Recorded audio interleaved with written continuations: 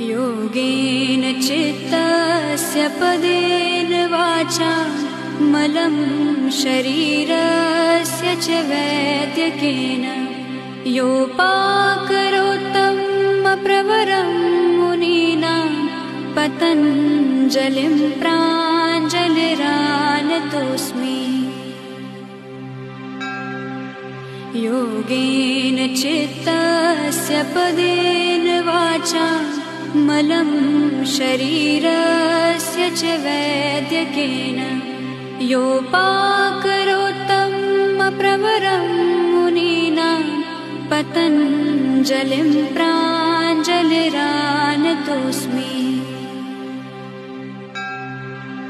योगेन चित्तस्य पदेन वाचा मलं शरीरस्य च वैद्यकेन योपाकरोत्तं प्रवरं मुनीनां पतञ्जलिं प्राञ्जलिरानतोऽस्मि।